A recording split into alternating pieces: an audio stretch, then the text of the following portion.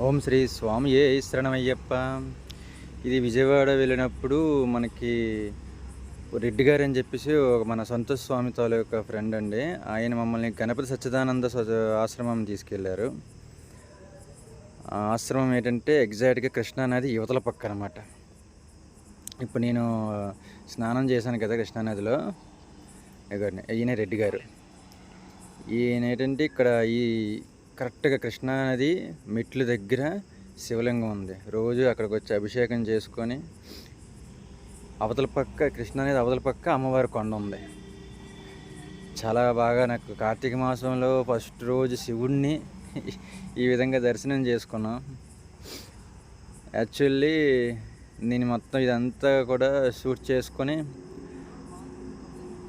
ఒక మార్నింగ్ ఆయన breakfast arrange చేశారు. ఆఫ్టర్నూన్ మనిషి అంతా అరిటాకు వేసి మరీ మాకు విందు ఏర్పాటు చేశారు, భిక్ష పెట్టారు రెడ్డి గారే. చాలా బాగా చూసుకున్నారు. ఆ రోజంతా కూడా మేము మధ్యాహ్నం వరకు ఇక్కడే ఉన్నాం,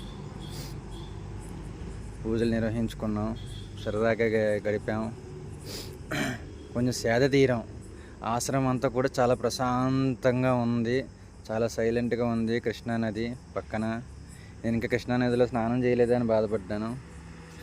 ఈలోపు మా సంతోష్ స్వామి గారు కోతులకి స్నాక్స్ వేశారు. ఇంకా ఆగలేము. ఒకదానికి వేశారు అంతే, మొత్తం వచ్చేసాయి. ఆశ్రమం చాలా ప్రశాంతంగా ఉందని నేను ఎక్కడైతే స్నానం చేద్దాం అనుకుంటున్నానో ఇక ఈ ప్లేస్లోనే కూర్చొని నేను తీసిన వీడియోస్కి ఆడియోస్ రికార్డ్ చేద్దామని కూర్చున్నా. జస్ట్ అప్పుడే ఆ నీటిలో నుంచి అలా ఒక పాము అలా ఈదుకుంటూ వెళ్ళింది, మెట్లు ఎక్కుతుంది. వీడియో తీద్దాం అనుకునేటప్పటికి ఒక పంతులు గారు వచ్చి ఇక్కడ వీడియోస్ ఫొటోస్ తీయొద్దమ్మా, వాటికి అవి ఇక్కడ రెగ్యులర్గా వస్తూ పోతూ ఉంటాయి అని అన్నారని తీయలే. కానీ ప్రశాంతంగా ఉంది ఆశ్రమం, చాలా బాగా నచ్చింది. థ్యాంక్ యూ రెడ్డి గారు.